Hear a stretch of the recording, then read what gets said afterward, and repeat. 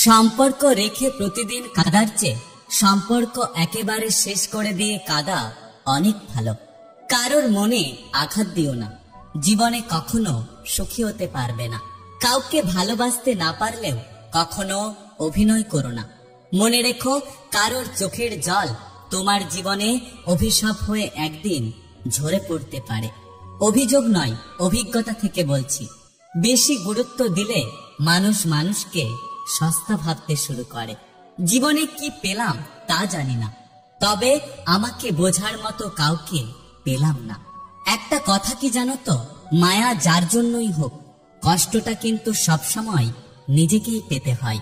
মানুষের জীবনে যে জিনিসটা থাকা সবচেয়ে বেশি প্রয়োজন তা হলো ধৈর্য। কারণ ভালো সময়কে পাওয়ার জন্য মানুষের ধৈর্যের প্রয়োজন, আর খারাপ সময়কে কাটিয়ে ওঠার জন্য মানুষের ধৈর্যের প্রয়োজন। কষ্টটা ঠিক তখনই লাগে যখন কাউকে একবুক ভালোবাসা আর সম্মান দেওয়ার পরেও অবহেলা পেতে হয়।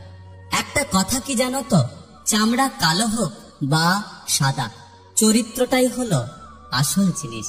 আমি ক্লান্ত মিথ্যে মানুষের মিথ্যে হাসিতে, মিথ্যে ভালোবাসায় আর মিথ্যে বন্ধুত্বে। আমি যার থেকে একবার দূরে সরে যাই, সে পরে হাজার খুঁজলেও আমাকে আর কখনো পাই না।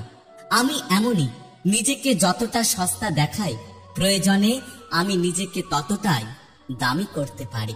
যে মেয়েটা বড্ড জেদি, কেঁদে ফেলে অভিমানে, সেই মেয়েটাও সবটা দিয়ে কাউকে ভালোবাসতে জানে।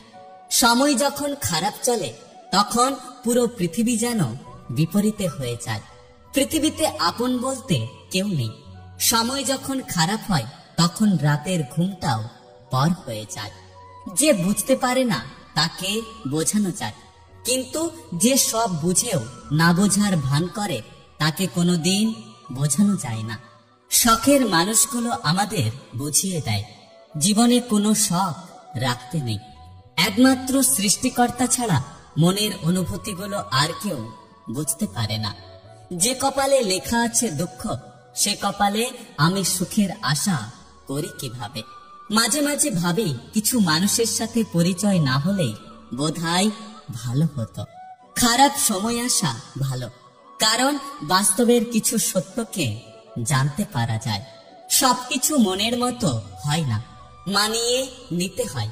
কখনো সাধ্য মতো, আবার কখনো বাধ্য হয়ে। স্বপ্ন দেখতে পরিশ্রম লাগে না, কিন্তু পরিশ্রম ছাড়া স্বপ্নকে কখনো সফল করা যায় না।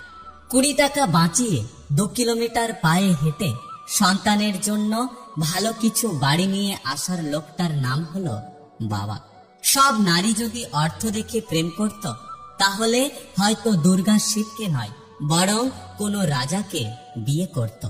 যে ব্লক লিস্ট তৈরি করা হয়েছিল অপরিচিত মানুষদের জন্য, এখন সেই ব্লক লিস্ট ব্যবহার করা হয় কাছের মানুষদের জন্য। কোনো ব্যক্তির সরল মনোভাব কখনোই দুর্বলতা নয়, এটা একটা সুন্দর মানসিকতার পরিচয়, যা একটা উন্নত মনের পরিচয় দেয়।